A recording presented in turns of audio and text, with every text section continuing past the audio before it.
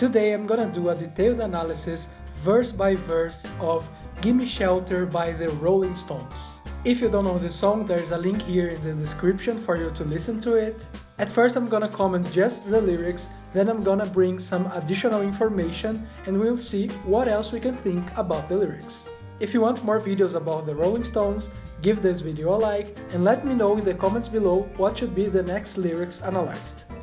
Gimme Shelter is the first track on the album Let It Bleed, released in 1969. And it begins with, "A storm is threatening my very life today. If I don't get some shelter, I'm gonna fade away." So there's a storm, which is something strong and dangerous. And this person here is afraid of it because their life is in danger. They are afraid of fading away, maybe of being carried away by the storm, by a flood, for example. But then they say, "War, children, it's just a shot away, it's just a shot away." We still don't have much information, but from what we see here, this storm, this something that is threatening their life, is probably the war. And as I said, the album and the song were released in 1969. What famous war was happening in 1969? The most famous of them is the Vietnam War. It began in 55 and it ended in 75. So it was almost 15 years of a very unpopular war when they released the album. And this war was part of something bigger that was the Cold War. And people in that period lived with fear of another world war, of a nuclear attack, so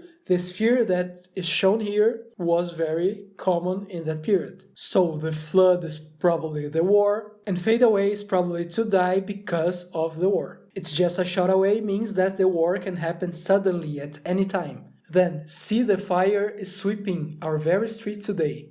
Burns like a red cold carpet, Mad Bull lost your way. And if we think about the Vietnam War, fire is important because it was a war and because the United States used napalm there. So if we consider that it's really about the Vietnam War and the fire is sweeping their street today, this part here would probably be from the point of view of the Vietnamese people, because they would be seeing the fire, the napalm, sweeping their street and leaving a red cold carpet or leaving a path of destruction behind. And this fire would be like a mad bull who lost its way. So it would be a fire without control. If we want, we can consider that it's not from the point of view of the Vietnamese people. Then the meaning here would be different. So the fire wouldn't be necessarily related to the war, or wouldn't be caused by the war. If we think about the Vietnam War, there were many protests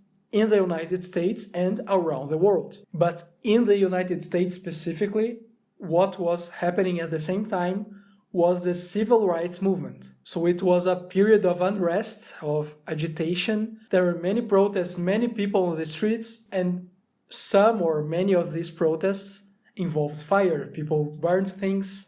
So this could be the fire here. This view would make sense because when they say Mad Bull lost your way, they could be referring to Bull Connor. Theophilus Eugene Bull Connor was born in 1897 and died in 1973. He was an American politician who served as the Commissioner of Public Safety for the city of Birmingham, Alabama. He was a white supremacist and strongly opposed the civil rights movement in the 60s. He enforced legal racial segregation and denied civil rights to black citizens, and he is well known for directing the use of fire hoses and police attack dogs against civil rights activists, including against children supporting the protests. National media broadcast these tactics on television, and the outrages served as catalysts for major social and legal change in the southern United States, and contributed to passage by the United States Congress of the Civil Rights Act of 1964. So if we think that it's not from the point of view of the Vietnamese people, it would make sense if we consider something that it's not just the war, but the civil rights movement and all these protests that were happening around the world and more specifically in the United States. Even though both are possible, I would say that it makes more sense to think that it's really from the point of view of a Vietnamese person. So the fire sweeping our very street today would be literal. Rape, murder, it's just a shot away, it's just a shot away. Rape and murder are very close, they are just a shot away during a war. So war has many horrible consequences. For example, during the Vietnam War, many cases of rape and murder obviously took place. A famous example would be the My Lai massacre. It was the mass murder of civilians by the United States troops in South Vietnam during the Vietnam War. Between 347 and 504, unarmed people were killed and some of the women were gang raped and had their bodies mutilated by US Army soldiers. 26 soldiers were charged with criminal offenses, but only one of them was convicted, found guilty of murdering 22 villagers, and served 3.5 years under house arrest. This war crime was later called the most shocking episode of the Vietnam War, and prompted global outrage when it became public knowledge in 1969, which contributed to domestic opposition to the US involvement in the Vietnam War. So many cases like this happened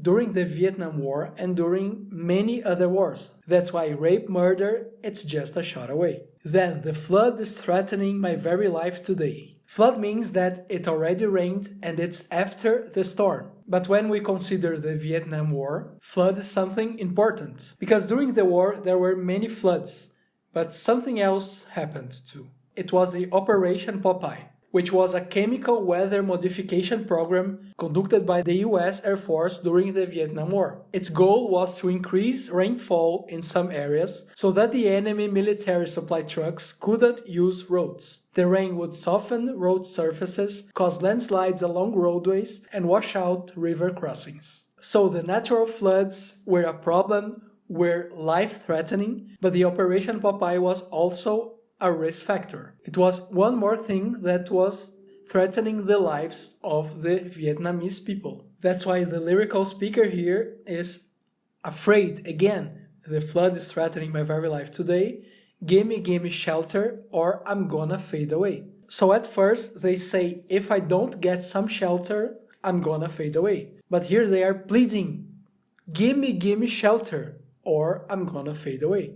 So the feeling is that the threat is getting closer. It's more real, it's more imminent. That's why they seem to be in despair here. And that's why at first it was an action. If I don't get some shelter, I need to get some shelter. And now the danger is closer. So please give me shelter. So they are asking for help. And as I said, I think it makes more sense to think that it's from the point of view of the Vietnamese people, because they need protection from the storm, from the flood, from the war in general. But if we want to think that it's from the point of view of the other side of the war, shelter would be protection so that they don't get drafted into the army, because this way they could fade away. But I really think that the total of the lyrics make more sense if we think that it's from the point of view of the Vietnamese people. Then they repeat, war, children, it's just a shot away, it's just a shot away. I tell you love, sister, it's just a kiss away, it's just a kiss away. So let's think, what's the difference between a shot and a kiss? To shoot someone, you need something external, you need a weapon. To kiss someone, you just need your lips. So kissing is much easier than shooting, which means that loving is much easier than killing. Making love is much easier than making war. We can even say that war, that conflicts in general can be solved with love. So the lyrics are about war, but they end with a positive message. And not just war. We can say that the general theme is about living on the edge. At any time something horrible can happen. And it was the feeling of that period because of the Cold War, which wasn't always a real war like in Vietnam. Usually it was just a tension between the United States and the Soviet Union, and people didn't know what could happen, if there would really be a war or not. So it's really an anti-war song. And you probably noticed that they use natural phenomena to refer to war. Fire is kind of obvious, it's napalm, bombs, destruction. And flood are the floods or the Operation Popeye, or even both. But what about the storm? Keith Richards has an explanation. I wrote Gimme Shelter on a stormy day, sitting in Robert Fraser's apartment in Mount Street. Anita Pallenberg was shooting performance at the time, not far away. It was just a terrible day and it was storming out there. I was sitting there and there was this incredible storm over London. So I got in that mode, just looking out Robert's window and looking at all these people with their umbrellas being blown out of their grasp and running like hell. And the idea came to me. My thought was storms on other people's minds, not mine. It just happened to hit the moment. So Keith Richards had the idea for the lyrics because he saw people running during a storm. And later they changed the meaning to be something bigger, about the war. But that explains why there's a storm in the lyrics and why, when they wanted to talk about war, they used natural phenomena. That's it. This was the analysis.